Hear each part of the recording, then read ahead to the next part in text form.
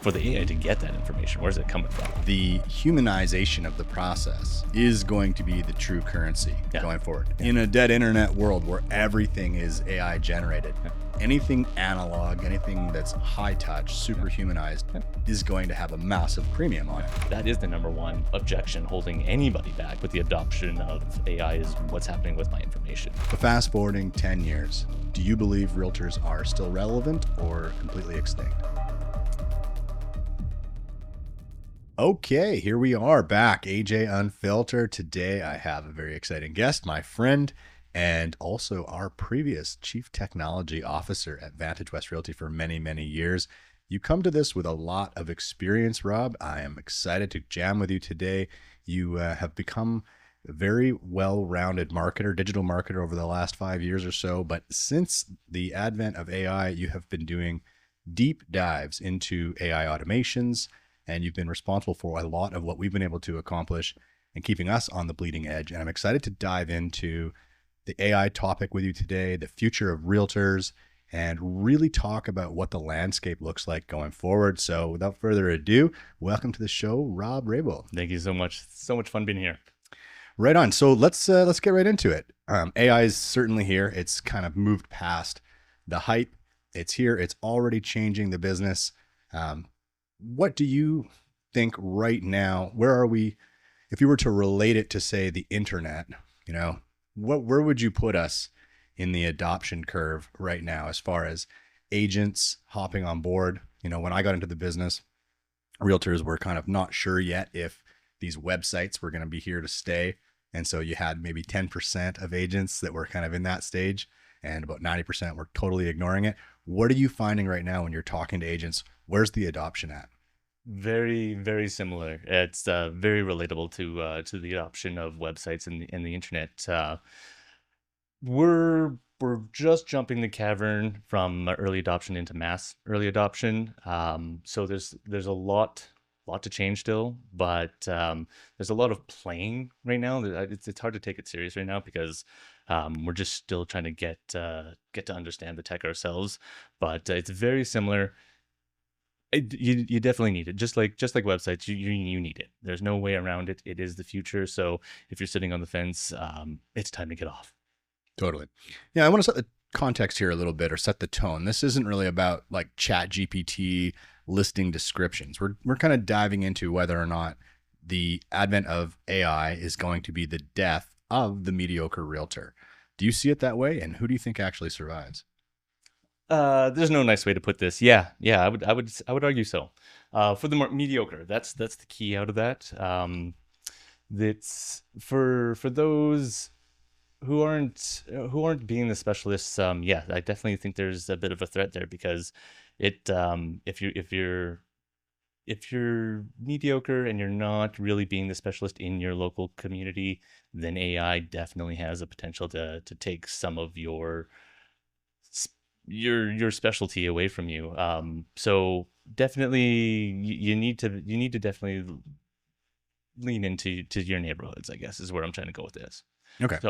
So getting more specialized. Yeah.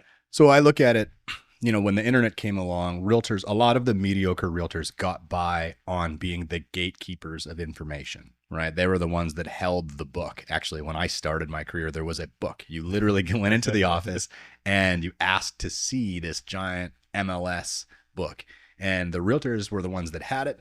And so if you wanted to look at the listings, that's where you had to go. Wow. You had to go down to the office. Now, what IDX websites did was they democratized the access to listings. And so you couldn't trade any longer on access, right? So you had to, of course, become and level up the level of service that you provided. And what that did was it sort of eliminated all of the people who were not willing to level up at that time. And it gave way or paved way for a new breed of agents, which I belonged to. And I was thankful to start at age 20 back at that sort of turning point period.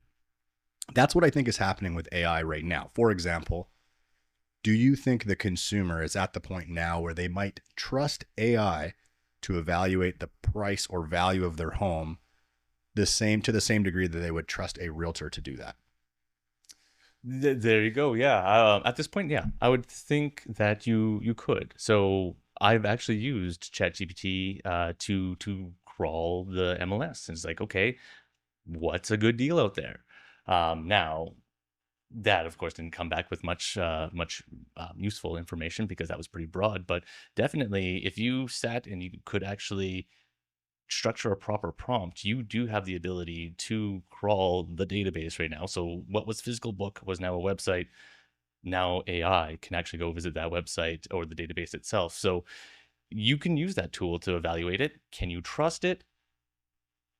I guess it's if you've been burnt by AI, like if you've played with AI and it comes back with the incorrect answers, maybe you're less likely to trust it. But maybe you're a little bit more of a prompter, you use a little bit more wit and work, and you actually know how to prompt and you actually get something back. So like I said, yes, it depends on the user, it depends on the agent, but yeah, you could use the AI right now to go evaluate a home. Well, let's unpack it a little bit. So right now, ChatGPT 5 claims they have less than a 1% hallucination rate. So you talk about being burned. I remember doing mathematical equations and trying to make spreadsheets with Excel, and it would hallucinate and give me the wrong answer. That's happening less and less. Yeah. But on the flip side, if you were to, say, talk to 100 agents and ask them to evaluate your home, what percentage of them do you think would be wrong? Ooh. I would suggest that it's much higher than 1%. Yeah. Right. Yeah. And you know, we use the line agents are wrong more often than they're right when it comes to pricing homes. And that's true. All you have to do is look at the series of price reductions that are required to get homes sold, and you get that sense. Yeah. So again, as you mentioned, it comes down to prompting. So if you were to tell it, I want you to do deep research on all of the notable sales of all of the walk-up 2-story homes between 2,500 and 3,500 square feet in my neighborhood that have sold in the last 90 days only. I want you to aggregate and take a median price, and take it a step further. Please look at the photos of each of them and compare them to the condition of my home and make adjustments based on, and you could look at current construction data. You could say, if my home is new and has new flooring, new paint, new kitchen, you know how much it costs per foot. AI can do that calculation on the fly. You know how much it costs per foot to lay flooring, to do paint. They know what the average cost of a kitchen is. They could make real-time adjustments the very same way an appraiser, the very same way an agent would do it. They already can do that by looking at the photos. Yes. So even if it's not perfect today, we're not long from a time where being able to put a value on a house or being able to find a property for somebody has much value at all. Yeah. Would you agree? Yeah. So then where does the human instinct still matter in your opinion? Different areas. If we're still looking, or if we're focusing on the home search section right now, then it's all that technically underground information that AI doesn't know. Is this neighborhood built on slate? Is it common to find cracks in this basement because of just settling and so much? Yes, AI could find it if somebody documented it in a forum somewhere, but the chances are slim. So that's why it is just so important to know the nitty-gritty underground dirt on all neighborhoods in your area. That, I think, is where the benefit is for the agent right now, and still going forward. Yep. So hyper local, Yeah. hyper niche information. Let me ask you this. Would you trust an AI to negotiate your next home purchase? I'd be tempted to. No, I totally would. Well, okay, so yes, I would give it, me curiosity. I couldn't not. I would have to give it a go, and I've kind of played it out theoretically so far. Yes, because it can actually look at the numbers greater, wider, faster in your area, crunch the numbers, and then give you a logical answer. Logic only goes so far, though. So this is where my hesitation is. Sure, because negotiations aren't always based on logic. No. A lot of times they're based on emotion. They're based on influence. They're based on reading nonverbal cues. They're based on understanding people's different motivations, what their urgencies might be, et cetera, and trying to find win-win. What if, though, you record your conversations with, let's say, the homeowner? Right. Have the AI analyze the sentiment. Great. What? Let me tell you something.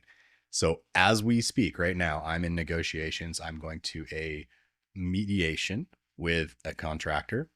He and I have had multiple meetings, all of which were recorded with consent with my Plod AI device. Beauty. And I am now submitting all of those transcripts. And rather than me going back and listening to roughly 6 hours of our transcripts, I've uploaded them into ChatGPT, and I'd asked them or asked it to share with me what sound bites or quotes from within this transcript lend itself to my defense, lend itself to my narrative, right? And then which could be potentially harmful. So it does a full analysis of the transcript. We determine, or I should say it determines, that this summary and this transcript is beneficial to the argument, therefore is now included in the documentation that I'm providing. So would I give it the opportunity to negotiate on my behalf? No. However, I am certainly utilizing it to give me the bullets that I need to go and then negotiate it. Okay, but you ran it through, so this is perfect. What did it come back with, like with sentiment? Do you think that it could pick up on the little, hey, they hesitated on this, they paused on this, because again, as humans, we have just a natural ability to pick up on those cues. Well, some of us, does AI, did it pick up on any? Did it give you any of that kind of information when you ran that in? That wasn't the prompt, but to be clear, most communication is nonverbal. So if you ask it to read a transcript, you're not going to see the nuance. For example, we mandate presenting our offers in person so that you can see the micro expressions on their face when you hit them with the actual number. There is nothing on a transcript that is going to help AI determine that, right? When I see people sit back in their chair and take that position, I know that, okay, they're moving into a defensive position. They don't like what they've just heard, right? And so there's things that I can read body language wise that would not be known, nor would ChatGPT be able to find it. But combing through, for starters, there was a 30-page construction contract. Okay. Right. I don't want to read that end to end. So step one, upload that. Please understand the contract is being disputed. Right. And then step two, all of the email correspondence that's gone back and forth. Right. Step three, they're the ones putting forth the claim, the entirety of the claim. Push that in there. Right. So now it has all of that context. Then I ask it to research case law. It goes through, researches case law, and it tells me, here is your defense. And it tells me quite confidently that this is what I would hang my hat on in terms of a defense. Then I upload all of the conversations we had, and it said, let me try to remember. One of the narrative pieces that he was suggesting in his briefing was that I was non-communicative and I was not trying to seek a solution. In all of the transcripts that are spaced out roughly once per month, it shows a theme of me being very exploratory in terms of trying to find solutions and being very committed to that process. And so ChatGPT was the one that said, this makes their argument moot because you have evidential, like true proof that you were trying to find a solution. So it kind of pokes a massive hole in their argument. Would I have found that? Maybe, but I would have had to have invested a lot more time. Okay. So is the only thing stopping AI from doing the negotiation a video feed? Yeah, which I guess is solved by like Google glasses or Meta glasses. We're just about there. So is that, so if I went to so I don't have the Meta glasses. If you were to go to a negotiation, well, yeah. So physically, we still have to be physical. So definitely agents have to go deliver a offer. But if it was recorded, could the AI take it from there? I got to believe, because if you think about that recent display, I think it's probably 3 or 4 months old now. They demonstrated it. I think it was on the TEDx stage, where a woman had a bookshelf behind her and she was wearing the glasses, and she turned around, she faced the audience, and then she said, all right, watch this. What was the name of the author that wrote the purple book in the middle? And the glasses remembered. And then it asked, oh, where did I leave my keys? And then she had obviously placed her keys over there, but it remembered. And it can go much further than that. So it has full memory, whereas the human brain can only zoom in on what it sees, right? If you're watching someone's eyes, that's what you're seeing. It's seeing all of it. It's interpreting all of that data and has perfect recall. So I would imagine it could do an even better job than us, provided that information was being fed somewhere in real time. It can certainly. Yeah. It's just how quickly and how well can we process that data, like the twitch in the eye? Like, did it pick it up? Does it know what to do with it? Because that's what it is that you're trying to. I mean, I think, to be fair, you're that would be better for the World Series of Poker than negotiating a real estate deal. It's not so much these little. I think the true skill of negotiations is understanding human incentives, and I think it's also trying to be empathetic enough to read where people are at so you don't push too far in that moment, so you know when to hold them, when to fold them, right?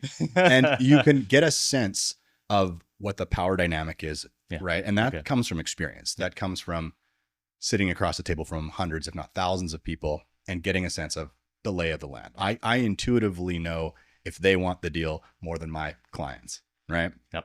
And so I can see that. If I know that my clients need the deal more than these folks and they're the armchair negotiators, I will adjust, right? So can AI do that? I don't know. Not yet, but it's not far. Yeah. No. So, okay. Can AI replace realtors? I would suggest that right now, if you were to ask the average consumer, what does a realtor do? Right? I was wondering about that. Well, let's go through it end to end, right? So let's start with the worst. Like we've seen it on the Reddits. They're just door openers. Can AI replace a door opener? 100%. How? Well, either robotics or... Are we actually talking about the arm that physically is going to go and open the door? Well, already in the US, they have lock boxes that the consumer can access using a visa, right? So it could go to that if that is the direction we choose to go, if homeowners are willing to accept that for safety reasons and security. Or you could have, already there's a company called Xiaomi in Arizona where an agent will show up for $40. It's like the gig economy. And they'll show up and open the door. And the person who has the client relationship with the buyers will give instruction to that agent. Don't talk to my buyers. Just open the door, stand outside, and they get paid the $40 via the Xiaomi platform. And they did nothing other than exercise their use of a lockbox. Have you heard or seen of any worse of commoditization? Like that's wow. You want to talk about wow? There are thousands of agents in the state of Arizona on that app already. Willing to go and show property for $40. And no shade on that. I mean, you are where you are, and we pay agents on our team who are on the come up $50 to go and show property. There's no shame there. What I'm saying is access to homes is not the bottleneck. No. So, all right, moving past that, you don't need an agent to help you find a property. You don't need an agent to get you in to see one. Okay. If you wanted to make an offer, could you use AI to guide you on pricing? You could use it to guide pricing. Yes. And then could you ask it to provide you with a negotiating strategy? Yes. Whether it's going to be effective or not. Well, let me ask you this. Do you think the average realtor has a better negotiating strategy that they employ than what ChatGPT would suggest? Ooh, so you have the entire knowledge of the internet and plus some versus small town realtors. Well, keep in mind, you can tell AI, you are Chris Voss, the FBI negotiating expert, right? You are a negotiations expert using Harvard level negotiating tactics. Please create a end-to-end negotiating strategy to allow me to get this exact home, but let's listed for $499 and I want it for $450. Give me the best strategy, including opening position, first, second, and third concessions, and anything I should include or could include that would improve my chances of success. I think it's worth a shot. Whether or not it's you checking down at your phone every time that you're trying to do the interaction and hope that it goes according to plan might be different, but I think it's worth a shot. You never have a guarantee, right? All you can really do is put your best foot forward. I don't think a human can necessarily make it go according to plan either. Okay. So, all right, so you can get a negotiating strategy. Okay. What about contract writing? For sure it can write a contract. Right. And do humans make errors on contracts? Yep, they sure do. There's a reason why realtors carry errors and omissions insurance. Yeah. Right? And so would AI make the occasional mistake? Yes. Would it be probably less than humans? Statistically, probably. Right. Yeah. It's kind of like the same argument with self-driving cars. Yeah. If you think about it right now, 1 in 100,000, I should say, said differently, there's 100,000 traffic related deaths a year in North America, somewhere around that. Yeah. Right. Which means there's hundreds per day, right? Self-driving cars could eliminate 99% of these accidents. But that still means that there's going to be, what's 1/100th of 100,000? So 1,000, yeah. Right? So you still have 1,000 people death by robot per year. Yep. That means 3 people die at the hands of a robot's mistakes every day, right? In North America. There would be massive outrage. They would not be, people would not be able to stomach that. No. Despite the fact that 990,000 people were saved, Yep. or I should say 99,000 people were saved, that wouldn't matter. The narrative would be 1,000 people died because the robots screwed up. Yeah. So we're still in that kind of space. If the robots screw up, but we have to remember the world we're in, the humans are screwing up lots. Yeah. So can it negotiate it, or can it structure a contract that's 99% going to be correct? I would say yes. Yep. But what happens when it doesn't? Well, that's okay. So whose fault is it? Well, but sure, like say say the contract is fine through and through, but just say, okay, you have your subject to inspection and you find something. Now you have to go back into negotiation. Like, can you trust the AI to carry you through the second half, or what? Where do we go from here? Like, you can definitely prompt for sure, but do you think it'll get you through? Like, would it also even be able to advise to bail? Like, if you say, hey, we found this problem, now what? Like, will the AI actually say, you know what? We should maybe bounce. We should maybe go look down the street. What do you think? Well, that comes down to how much we believe these things can have empathy. I mean, they're not sentient. At this point, they can only follow a logic thread. Yeah. So if you were to prompt it and you said to it, please ensure that this decision, weight the decision and the probability that I'm making a good decision. And if it ever falls below this percent, advise me to back out, right? Like some version of that could make that happen. But right now it can only follow instruction. Yeah. And to know to prompt like that would be top tier.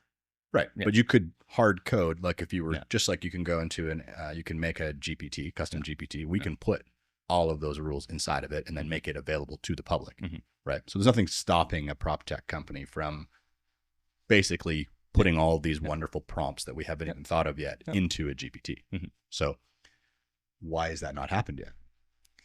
Good question. Yeah, the AGI that we all thought would be here by now just kind of hasn't shown up yet. Like, to have that sentient being, but is it okay? Maybe. Well, I'm not in a rush to see AGI. I'll tell you that.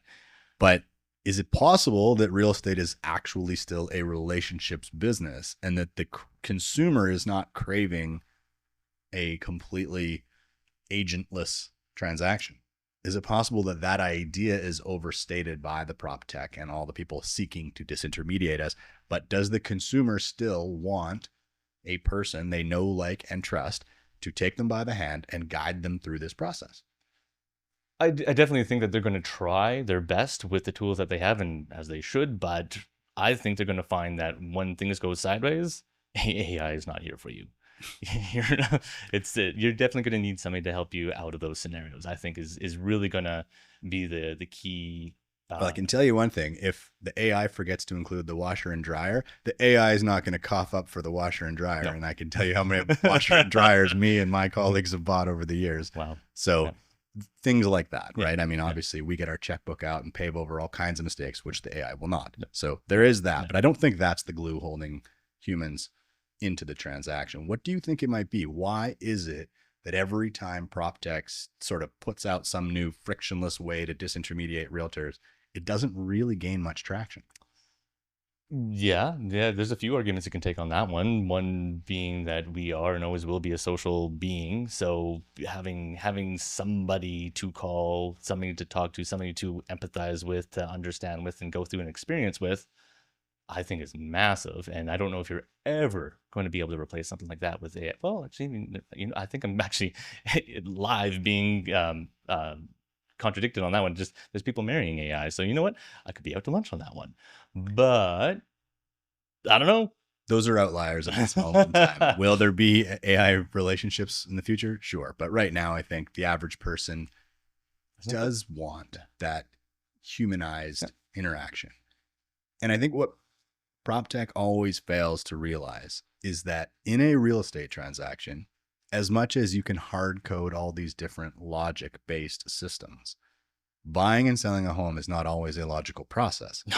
It's a very emotional process. And, we say you're not catching people at their best, you're catching them at their stressed, because it corresponds with some major life event, right? Someone's either been born, kids have left the nest, there's a divorce, there's been a death, there's all kinds of reasons why people move, but they're very rarely for linear logical reasons.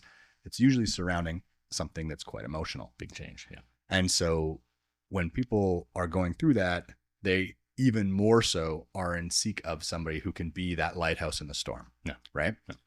In addition to that, because there's two different parties who are both going through something stressful in their life, they're moving, and now they need to connect, right? There needs to be a meeting of the minds here where a buyer and a seller come to an agreement. And there are multiple things that have to take place between the accepted offer and the closing that have to go well. Lots of areas for friction, lots of areas for conflict. And you've got people who don't do this very often, who are highly stressed. Yeah. We're dealing with your finance. We're dealing with your shelter. We're dealing with your family. You want to talk Your Maslow's basic hierarchy needs. of Yeah, needs, right? yeah. It's like, why do we get so upset in traffic when somebody like cuts us off? Like, why do we immediately lose our mind? It's because like, you're messing with my time. You're messing with my safety, my vehicle, like my money. Like you can't, right? It's the very same thing in a real estate transaction. Yeah. So you need that person, that buffer. In fact, you need two of them. Buffer is a good one. It's a cartilage piece, right? You need that cartilage. And I just don't see a world where AI can provide that. Not now. Not now, but yeah, it could be on the horizon. Could be. Do you think, let me just ask you this. I mean, I know you play in the AI space all the time. You're constantly evaluating the latest, greatest tools. Do you think that currently it's a lot of hype and that a lot of the things that are claims, that the capability claims are often wildly overstated? Not really. No. Well, it's hard to know what we're referring to, but for the most part, like it's impressive tech. It's crazy out there actually at times. So to be able to duplicate ourselves, to be like to put ourselves in multiple places at the same time, like we're almost breaking physics using this stuff. But it is very impressive tech. But without spending a great deal of time and actually like, you're almost like writing a whole nother software, like without like getting really crazy technical. At least at this point, it's very technical. There's a huge gap in adoptability. Just the learning curve is massive. So yes, it is darn near magic, but I don't know, to be able to pull off the magic, you need to really commit yourself to it. So let's look at the entire sort of agent's job. We looked at it from the client's perspective. Okay, what could they get done? And we kind of figured, most of the early stage stuff, from putting a price point on the house, and you could even, come up with a negotiating strategy, get access, all that stuff. But you're going to get to the point where you're in the transaction when the emotions start flying and the AI just can't hack it from there. Yep.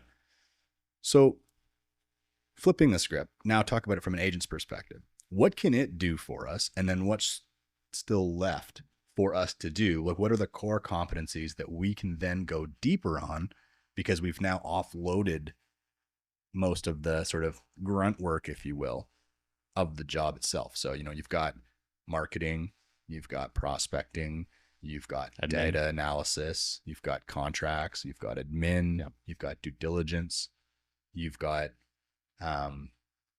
automations in terms of like after sale care that can be introduced. What else? What else can it do? That's all on the professional side of things. You could also keep like your personal life also a little bit organized. That's also a bonus with it. That a lot of what you named off there was many of the tasks that it can take care of today. So yeah, that's really, really good extensive list. I think you added. I'm struggling to add more to that. Yeah, and fair enough. So you look at what an agent does. We have to obviously fill our pipeline. Yeah. Yep. So that starts with marketing, and then there's a sales component to that. It can do the early stages of that. It can iterate. It can come up with all your whole content strategy, right? And then it can write those scripts for you. To a certain extent, if you create an avatar of yourself, it could even go ahead and create those videos via cloning your voice, using voice labs and using something like Hey Gen. Is it perfect right now? No, it doesn't quite have that humanized, no, and it doesn't know when to add intonation. It doesn't. And you have to be careful with that one, because you can alienate yourself before you even get in front of anybody, right? So yes, you can use some of that tech to break the ice and get into them, but a little hesitant on the video one. But you're absolutely right with the outreach. For sure, you can reach out to people. You can be doing some of your communications through your inbox, through your website. Is the consumer okay with being robo-dialed right now? Are they okay with it? No. Right. So our experience and the stuff we've tested is they don't love it. No. They don't spend much time on the phone talking to a robot. No, and other tech is actually being stood up to fight that. So like be like the gates where you have to dial through to get to people, and I don't blame them. I don't blame them at all. I don't like being robo dialed myself, so I personally steer clear of that. But to be able to hold a genuine conversation, to get the conversation rolling online through text, why not? And then as soon as as soon as it stumbles, call in human in the loop, call in the agent, call in, yeah, do what they do best. I think it's good for, up funnel lead scrubbing. sure. As soon as you have someone that's a hand raiser, they've sort of engaged in some way, you need to immediately engage and bring the human element to it. Yeah. So, okay. So it can help on the marketing. It can help on the sales, early sales, like maybe a sales qualified lead, if you will. Where does it next sort of enter the picture for the average realtor? So almost like how the buyer was using it themselves, you could be using the tech as well to keep your customers or potential customers in the loop with the latest and greatest. But again, you know things that the public doesn't. So what is a deal? That's pretty vague. So is it like, again, you know what neighborhoods to stay away from. Like I imagine at this point you've had a conversation with them, so you know there's a discovery. So you can actually set tools up to give them more information on houses that are for sale, like what has been reduced recently, what has been on the market for a long time, what is a certain price point, price per square foot. You know that the average public doesn't know how much it costs to build a house.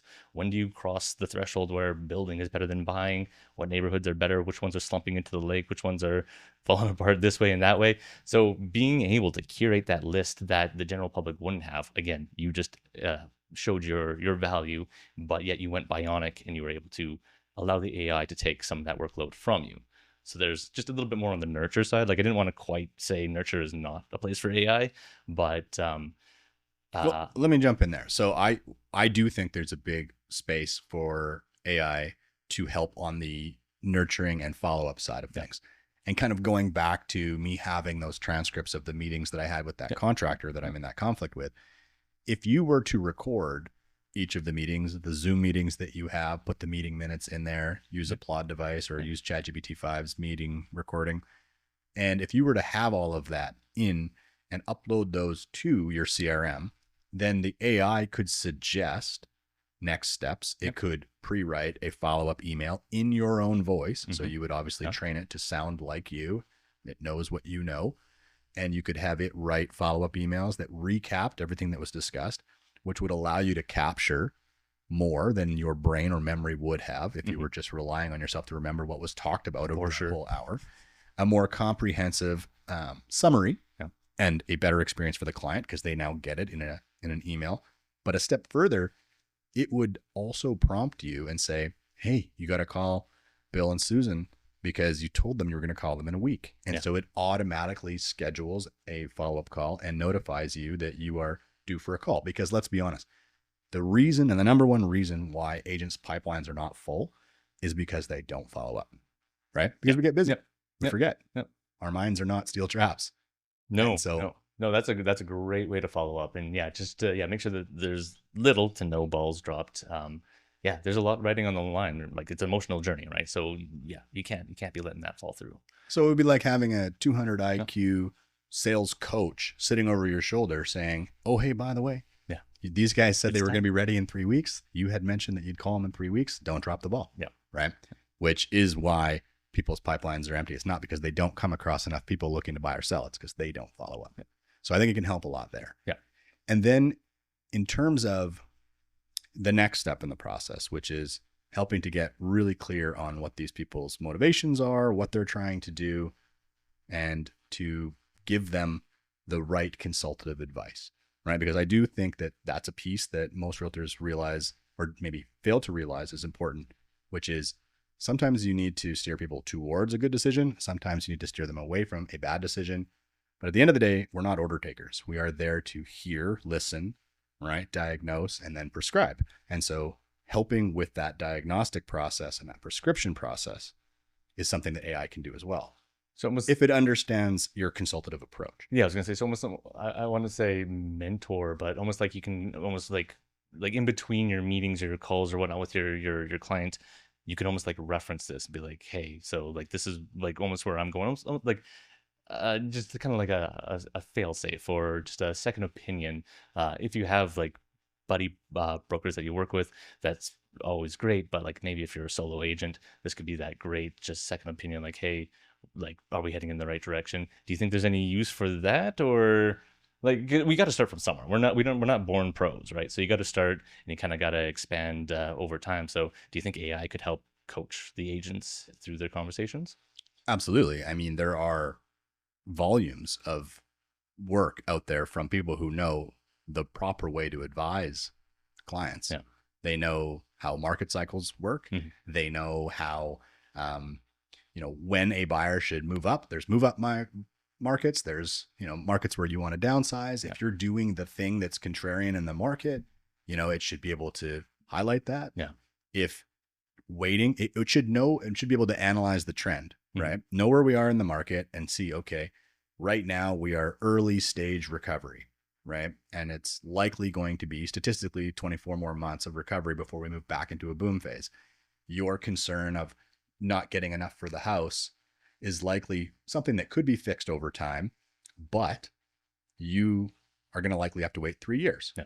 Then it would calculate, okay, the client's age is 66. They've told you the purpose of the exercise is they want to buy a cottage for their grandkids to come and enjoy, right? Yeah. And, well, how old are your grandkids? Well, they're 13 and 14 or something like that, right?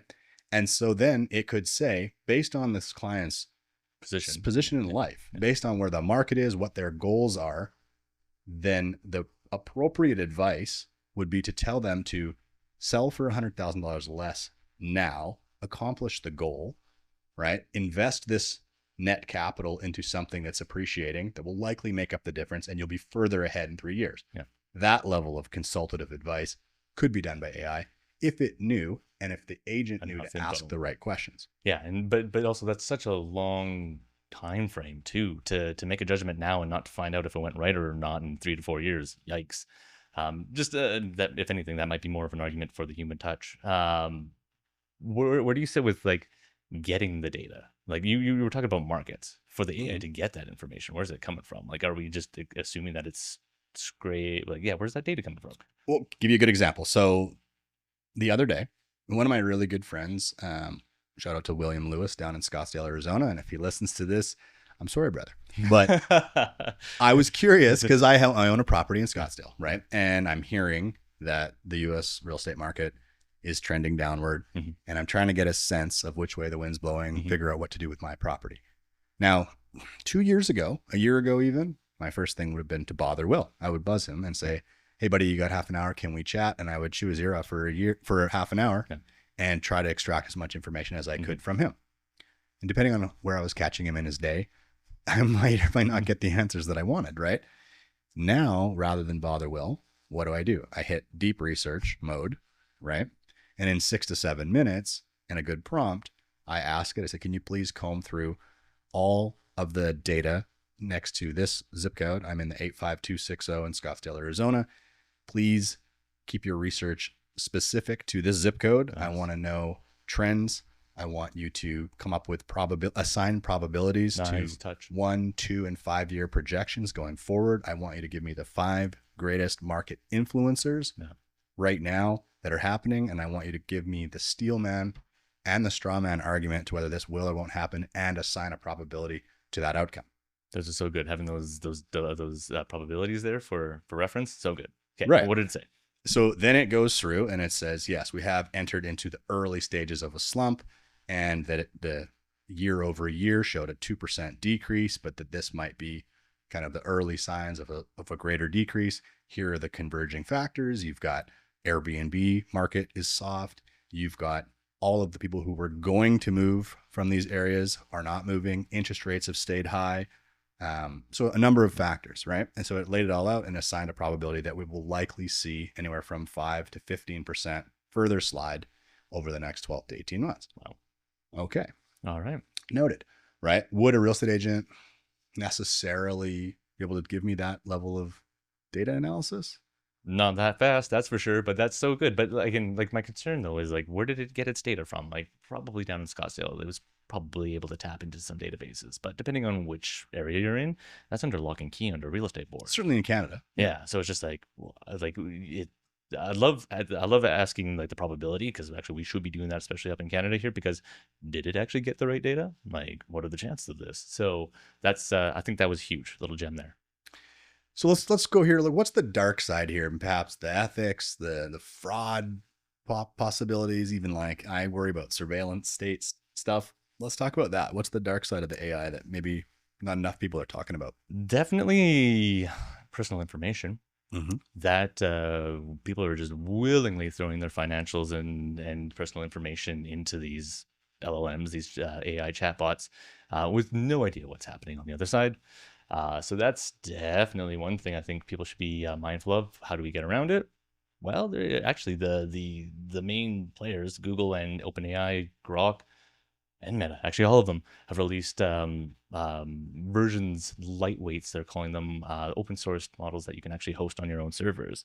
So this is something we haven't actually talked about yet, but I think this is something that the agents should really be keeping an eye on, because why wouldn't privacy be an issue in our industry? So less open AI, more closed AI. Well, sure, yes, yes, yes, I get, yeah, for sure. But they are made by all those top makers, and they're actually really, really good models. But it's just you host it on your own server, so maybe your brokers, maybe you, if you're tech forward, you can be hosting your own LLMs so that you're not worried about this data of your customers' data going anywhere, because that is the number one objection holding anybody back with the adoption of AI, is what's happening with my information. So maybe that's something to look into. Something that we're going to be looking forward to actually offering up is that, because it's really no, like, you actually, going back to your first comment, how is this similar to websites? That's spot on the same. So as you host your website, why not host your own LLM and make sure that your database is nice and tight? So my first dark spot is definitely privacy. What's yours? I worry a little bit about deep fakes. Yeah. Right. I worry a lot about it, actually. And as Yeah. they get better, Yeah. there's potential for deep fake listings. There's potential for synthetic reviews or deep fake reviews. I think there's a lot of potential for manipulated photos. I think You there's, could actually probably make a whole purchase falsified already as it is. Like, there's already tech that you can hop on a Zoom call as somebody else. So you can be like showing up to whatever appointment saying, yeah, I'm so and so, and here's my bid. It's completely false, but depending on where you are, there are systems in place to stop like title transfers. But still, so if that happens, who's responsible? good luck chasing that person down. No, but I mean, Yeah. ultimately, right? If you list your home Yeah. and a bot buys it, I mean, I don't even know if But that's possible. just go and run with it. Yeah. Let's just say you list your home Yeah. on the MLS. Is your agent responsible to ascertain the true nature of the buyer? Oh my goodness, is there a new skill set coming for agents that you have to actually like exploit deep fakes? Ooh. I don't know. It'll be interesting to see. I mean, obviously we have FinTrack requirements and Yeah. things like that help, but I imagine you'll be able to circumnavigate that in the not too distant future. Data privacy in smart homes. What about like the Internet of Things? What, like, are you comfortable with your Nest thermostat delivering your data to, say, Zillow, our overlord? That's hilarious. This is actually a real issue. I have an Airbnb, and we honestly just have a motion sensor, and I often find it ripped off the wall. They're like, "Stop watching us." It was just a motion sensor. It was a leak sensor. I just wanted to make sure that there wasn't a plumbing broke. There's definitely a concern out for this. So yeah, I would be concerned about privacy information. So, but is that happening? Do you know of that happening? Like your thermostat actually sending? Like, I don't think that's the No, case. I'm but- just saying that it's possible for an AI enabled device. All of the devices are listening devices. Sure, It's possible yeah. that in the consent, in the user agreement that we consent to without ever reading, that we might be consenting to them selling the voice recorded data. So are you cool with the idea that Nest strikes a deal with Zillow, and in the new terms and conditions of getting a Nest, you're saying it's okay for them to sell your data to third parties, and you go, yeah, okay, whatever, everybody else Yeah, does. yeah. I get farmed all the time.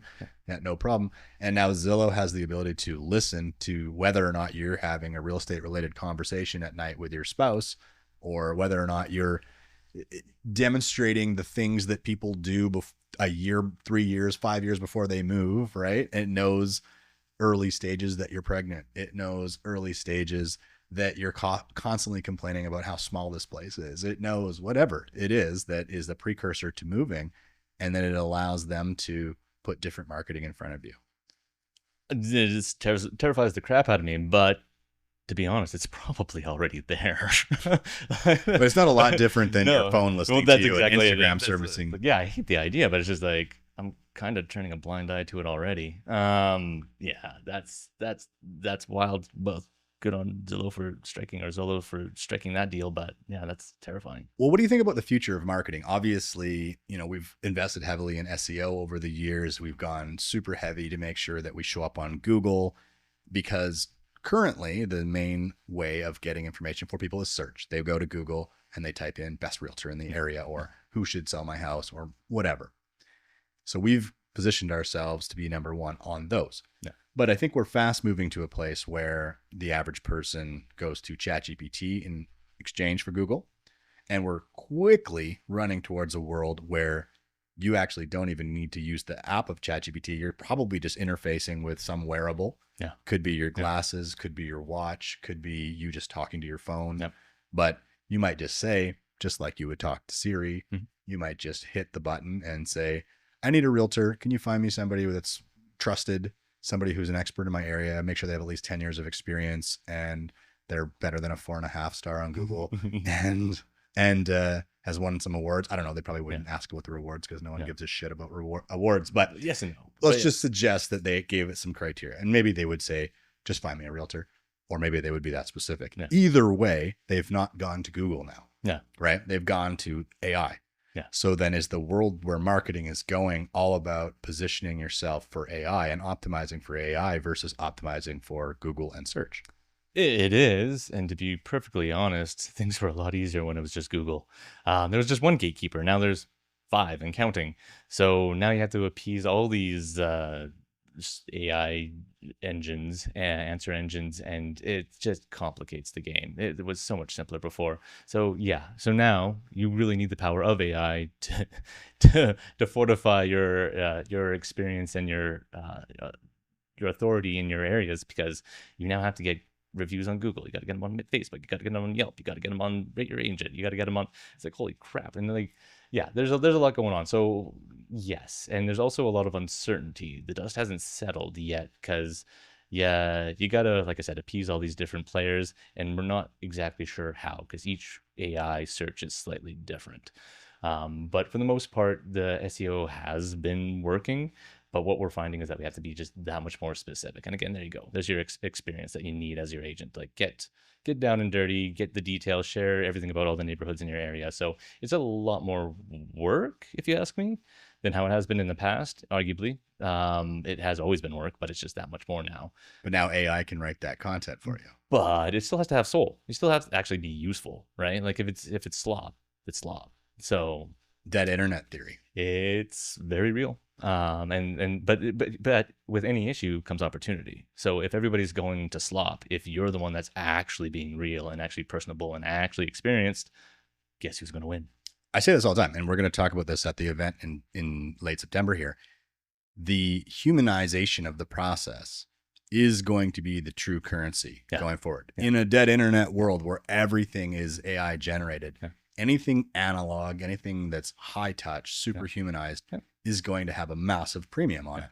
Right now, if you get an email from somebody and has a spelling mistake in it, you're just like, okay, at least I'm talking to this person, right? Like it's not got the extra long, whatever that hyphen is, and all the different tells of AI related content. But in any case, a handwritten note, an actual phone call, a face-to-face visit, all these things. It'll be worth its weight in gold. Right. But why don't realtors do it? I'm too busy. So what do they need to do first? Yeah. You got to buy back your time. You got to unload all of the minutia so that you can focus on the things that are uniquely human about the transaction. Yeah. So I'm really excited to get into that more at the event on the 25th and 26th of this month. That'll be a good one. But going back to what we were talking about before, if you're an agent, let's say you're a little bit new, you weren't around 15 years ago when the guys like me started getting into SEO and all that. And now you're looking at this going, there's obviously an opportunity here to be an early adopter. And perhaps if SEO is going to be on a declining value, positioning for AI is going to be on inclining. Yeah. How could somebody new be that early adopter and grab hold of the opportunity that exists today and to become the authority in their market through the eyes of the AIs? What would they do? What would be the steps? For the AIs, the difference between AI and the SEO is just being like crazy specific about the questions. Like think of every single possible question. How much does it cost to buy a house in Glenmore? How much So can you aggregate all the questions? You can, yeah. So definitely, yeah. So again, this is an AI. It's an AI play through and through because you need to do this in the masses. Essentially, what we need to do is create like an answer database online. That's the quickest, best way to describe it. So think of every possible question. By think, prompt every single possible question that you can come up with, and then make sure. But this is the trick. Make sure it's real. Make sure, like, sure, you can have a chat bot write it for you, but make sure that it's actually applicable, true, and can actually help somebody in their journey, because that's the stuff that's happening. So it's all the citations through AI. We can measure this stuff now with tools. It's awesome. It's yeah, the more questions that you answer, the more you're seen. That's the game. You want to be seen. But going back to the beginning, like if you want to find the most common questions that are going to give you the most commonly searched questions, right? You obviously can do that via Google and the tools that they have, right? You can use a thing called Answer the Public. Yep, great tool. A lot of people don't know about, but that'll go through all of the different, you know, ways that questions are even framed, if questions, when questions, why questions, all of that. And so you can get them and it'll tell you what the search volume is. Then you can actually use GPT-5's deep research and say, can you please go through Quora, which is a place where people ask questions, Reddit threads, go through Facebook. I don't know if we can do Facebook actually, but comb through Google. The public ones again. Yep. And so you give it what you want it to comb and any other sites that you think you might want to look at, and tell me and order and rank the most frequently asked questions that have happened in the last, say, 6 months. Yes. Right. To give it the time frame. And then it'll grab what's real time, what people are asking. And it might be like, are prices going up? Or, you know, is my home value going down this year? Or, you know, are mortgage rates going to come down? Whatever people are asking, what's the topic du jour, right? So you chose, I think, ChatGPT there. That one worked really well. Claude does it as well. The best thing to do with that, with the follow-up, is to schedule it so that it happens weekly, daily if you can, so you get that insight. The other tool that I actually prefer is the Notebook LM. So that's another Google one. Fantastic one. You set that loose and again, pull the Reddits, the Quoras, and it then actually creates your own little podcast so that you can listen to it quickly, or even videos. I've heard that. It sounds really good. It's fantastic. It's beautiful. And you can prompt it all you want. And same thing, you can schedule it so that it gives you the updates at a certain amount of time. Then you can add an avatar of a talking baby doing the talking, and you got yourself a home. Then you got a viral video. Yeah. So yeah, no, exactly. But again, just don't let slop go out. Just make sure that it's actually useful, because by all means, like, is it talking about the Glenmore in your town, or is it talking about the Glenmore in Kentucky? Like that would really suck. So that wouldn't help anybody. So make sure that there's a human in the loop. I'm just going to bring that up a couple times throughout because that's really core here. So if algorithms are going to dictate who gets seen, how do realtors stand out outside of obviously gaming the algorithm? What do you think is still there for agents in terms of opportunity to stand out? Other social proof. I get, like I mentioned, reviews. Unfortunately, on every single platform you can ask for reviews are huge. If you can also be the one jumping into the Reddit threads. If somebody's asking, hey, who's the best agent in my area? There's nothing stopping you from saying, hey, pick me. Same thing with the public Facebook groups. Again, just using the AI to find them so that you're not spending your entire day trying to find them and not actually helping out your customers, because now we just kind of took a step backwards. But it's as much social proof as you can. Content is the huge helper. And if you can get some professional accolades as well, like join the community, be a part of the community, be human. What about publicity? Do you think PR still stands out? Oh, 100%. Yeah. Backlinks still count. It's an authority game. We had Terry Peranich on the other day, and he was talking about dressing up in a Superman costume, and he got a bunch of national press for it. Do you think that play still works in 2025 and beyond? Oh yeah. No, for sure. Yeah, any of that, especially the locals in your area, because the LLMs pay attention from the news sources where they're located. So yeah, definitely locally be a part of the community, have some fun along the way. All of it. Do you think that AI could become the new gatekeeper of commissions? Now, okay, so you could look at this in a couple of different ways. So as in, like, maybe LLMs come in and they actually do help out with contracts, so they reduce the value of contract writing, like negotiation, like gatekeeping in that way, or that the LLMs now you get to hear what other locations, what agents in other locations charge, and it actually creates kind of like an equilibrium. Like what it can kind of take a few different forms. It could potentially come up with an entirely new way to compensate agents. That's true. Could pro or con. Like there could be. Do you think there could be a performance based? That's what I mean. It could literally be so plugged into the transaction that it could know and tailor the compensation based on what was important to the seller. How cool would that be? That it actually was like all the recordings that you had throughout your transaction. That the AI at the end of the day went back to the sellers and said, "Look, this guy worked his ass off. If he wasn't here, this wasn't going to happen." If it was based on objective criteria, Yeah. right? If it was hard coded, and you could say the person said, "Well, the number one thing that's important to me is this happens quickly. The second most important thing is that it happens at top dollar, right? And top dollar is a construct unless you're adding mountains of data, and then in which case that can be verified. How cool is that? How Right. awesome would that be that before you started, you do your interview or your discovery call with your seller, and you set out the parameters, and if you hit them, exceed them, then your commission changes. I love that. That's Well, right. beautiful. You hire a contractor. There's nothing stopping you from saying, okay, I would like for this to be done for 100,000, and I would like for it to be done in 90 days. Mhm.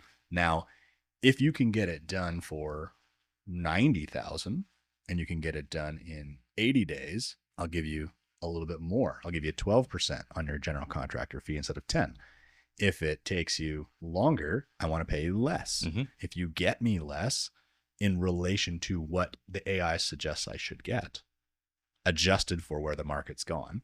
So not that agents dictate pricing, but there would be a way to objectively measure how good we did, right? Because agents do elevate the competition for the home. We can create. Well, you have the benchmark of your market. You have the benchmark of the market. Yeah, so right? we succeeded that by 3%. Now you get to whatever top three, add 3% on. If we believe that AI can put a value on a home, and we believe that AI can keep real-time data on what direction the market's going, then it can make an adjustment based on the result. And it could say, I would give you a B- on this price result based on what could have been done, right? Similarly too, like if I advise you on things that you can do that will boost the value of the home, right? And you get a better result because of that, I have provided a larger service. Versus if I take your home to market and I'm just an order taker and people scan an offer to me and I take it to you, and it should be able to understand those nuances.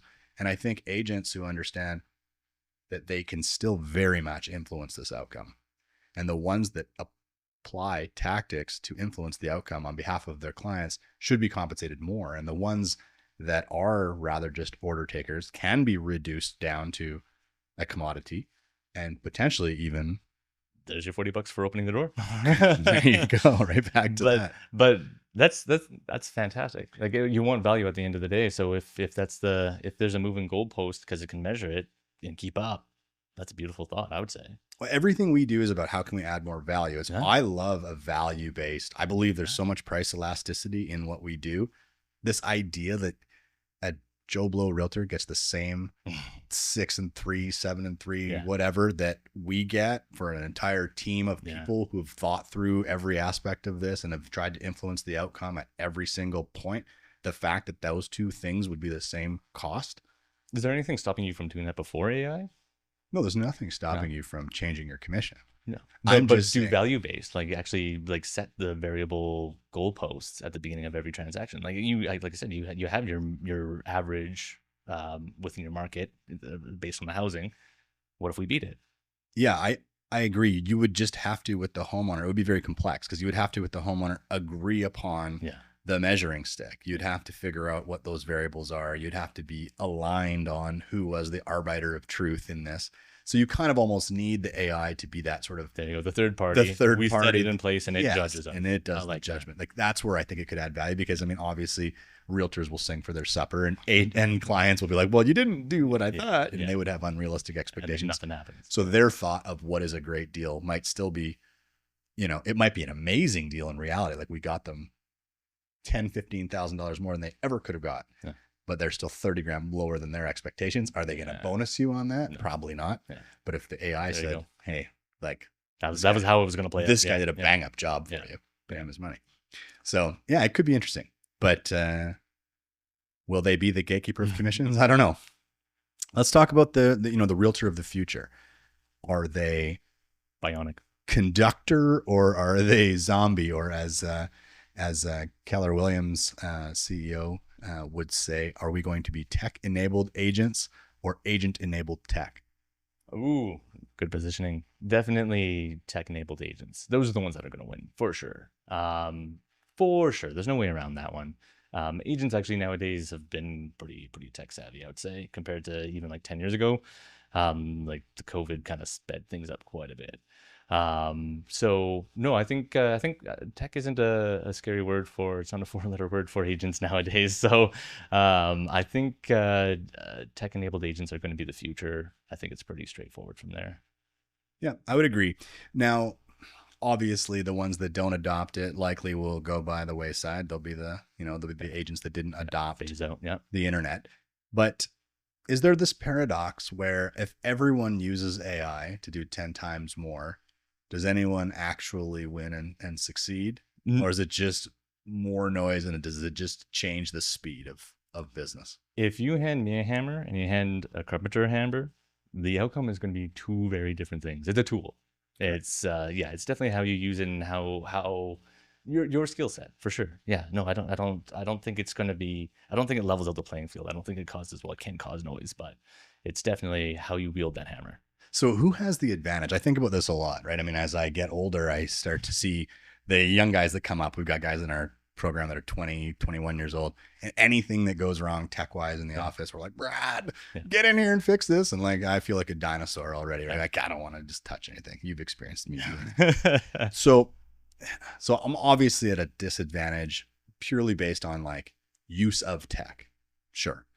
But given this type of tech, and given that there is a garbage in, garbage out component to it, my contention is that the older dogs that have 20 years of experience, that have experienced all of the nuances, know the questions to ask, and therefore know the prompts to give the AI to actually get it to give you something good.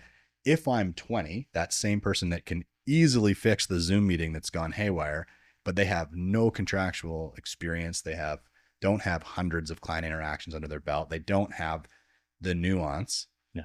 How could they prompt AI in the same manner I would? No, that was fantastic how you put that, because I was going to point out, I don't know if anybody else is noticing as you're talking about your prompts, they're actually very well detailed. They're very well positioned.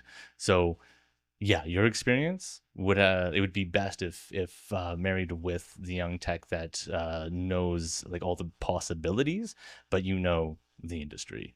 That combination I think would be powerful. So all the 20, 30-year vets that are going, oh my God, this thing is coming and it's coming for our lunch, and are maybe scared of it, go find a buddy, should switch up their mentality on this and recognize that the real opportunity is the marriage between their life experience and this amazing tech. Oh yeah. No, I think that'd be powerful. Super powerful. All right, let's put our Nostradamus hats on for a second. Let's talk about 10-year outlook, okay? So fast forwarding 10 years, do you believe realtors are still relevant or completely extinct? I don't think they're not going to, I think they're going to be around, but they're not going to be recognizable. 10 years, like ChatGPT 3 has only been out for just coming up to 3 years here now. Like 10 years from now, I have no idea what it's going to look like. Part of me thinks that like it's going to be outside. It's just going to be like doom and gloom apocalyptic, but like Skynet's after us. It could be, but 10 years, that's huge. You won't be able to recognize them, but it's an asset. It's a shelter. You need a basic necessity. There's going to be some form. How it looks, I can't even imagine. Well, I think good for you for being humble enough to suggest that you don't know the answer, because I mean, at the rate things are changing, none of us do. I have whiplash.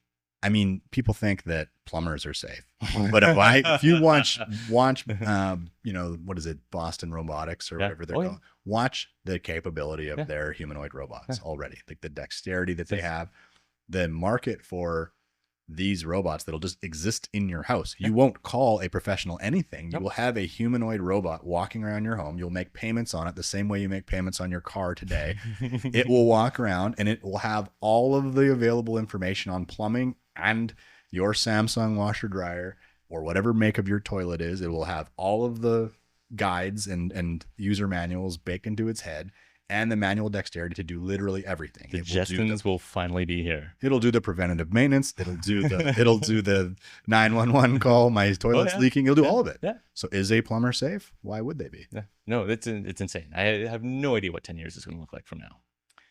So is it possible that a real estate agent, although everybody thinks they're on the chopping block, is it possible that they're safer because what they're doing, again, is that really emotional piece? I think there's a very solid argument for that because, yeah, like again, and it's a basic need. It's a basic need that and emotional, like that you can't get any more human than that. Like, yeah, there's a chance. I agree. Do you think it's possible that having a realtor in the future, say 2035, becomes a luxury service, like having a personal chef or having a private banker? Do you think it becomes this thing that maybe only the one percenters or the elite have, and everybody else kind of goes with the smart contract version? When I say smart kiosk, pick a home and it's yours kind of thing. Well, I don't know about the kiosk, but they go through the ubiquitous technology that's available that you can go in there and it'll ask you your preferences. You'll tell it. It'll scrape the internet for you, give you the best 5 homes for you. You can go tour them around, enter your code, and then it'll help you come up with fair market value. The same way, say, you do at Carvana, for example, right? If you want to buy a car through Carvana, you're not really dealing with the used car experience anymore. No. It tells you this is a good price, a great price, right? Based on all the data. You can go and literally pick through the vending machine of cars, and you can drive home without even talking. A random button? You can talk to you can buy a car without talking to a salesman. Yeah, that technology exists, right? So do you think it's possible that 99% of the people will work that way and 1% of people will find the expert in the area? There'll be, instead of there being 1,000 realtors in our area, there's 10. Yeah. And they handle the volume of the 1% only. Do you think that's a possible outcome? I would say so. With just my experience with working with some affluent individuals, it's definitely anything that saves them from distraction from what they do and what they do best. So this is buying back their time.